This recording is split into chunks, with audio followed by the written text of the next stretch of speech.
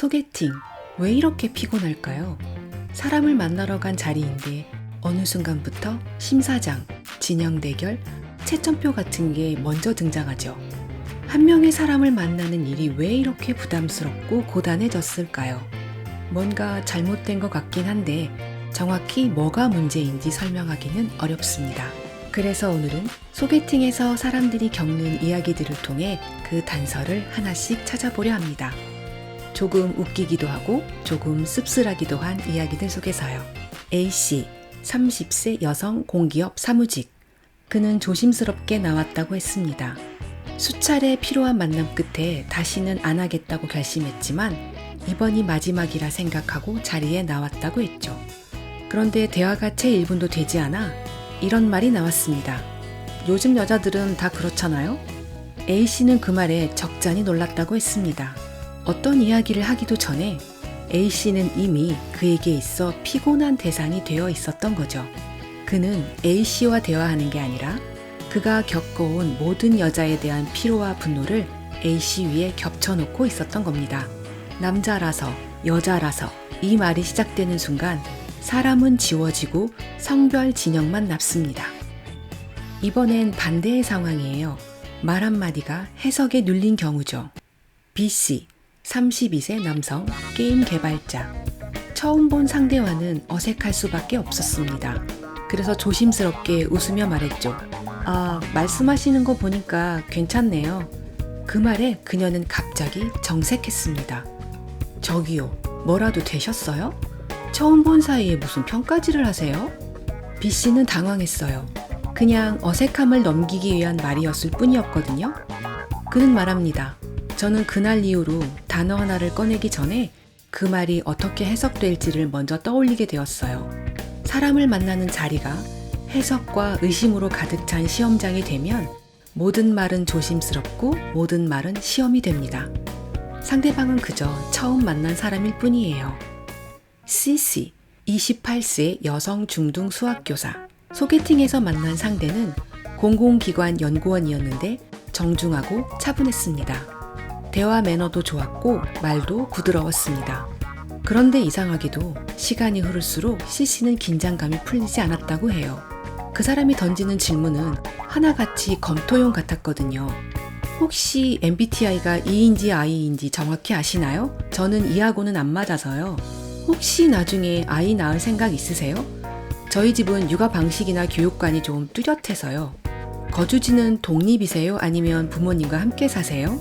저는 결혼 후 주거 문제까지 미리 생각하는 편이라. 주말에 보통 뭘 하세요?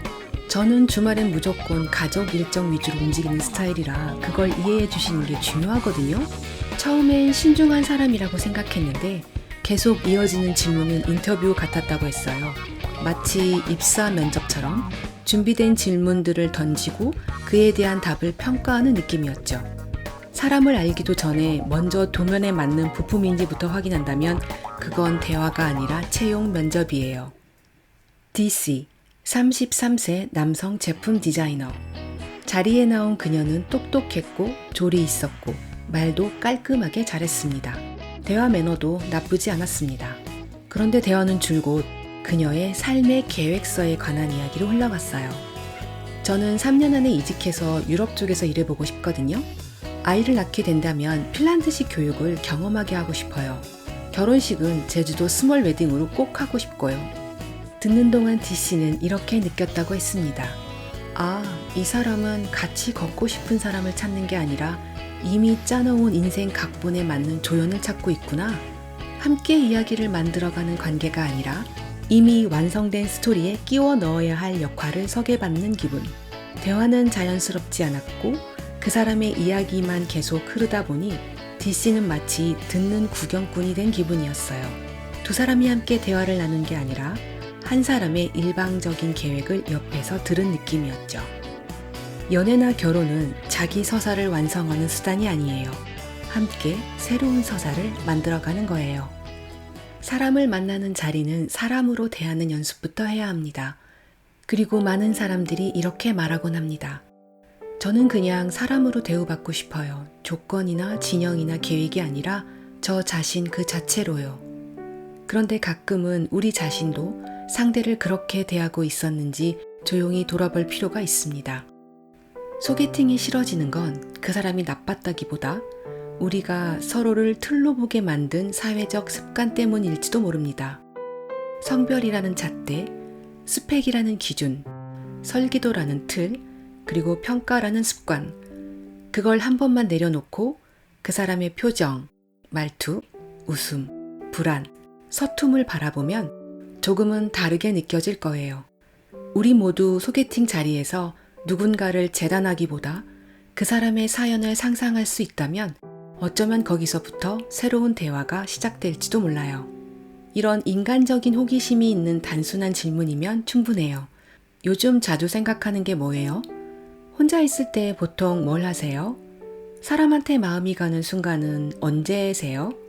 기억에 남는 말 있어요? 좋아하는 사람 앞에선 어떤 모습이 되세요? 이런 호감과 호의가 담긴 질문에는 정답이 없어요. 대신 사람의 마음이 보여요.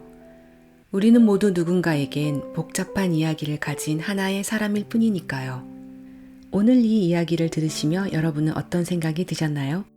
저는 다음 이야기에서 다시 인사드릴게요. 고맙습니다.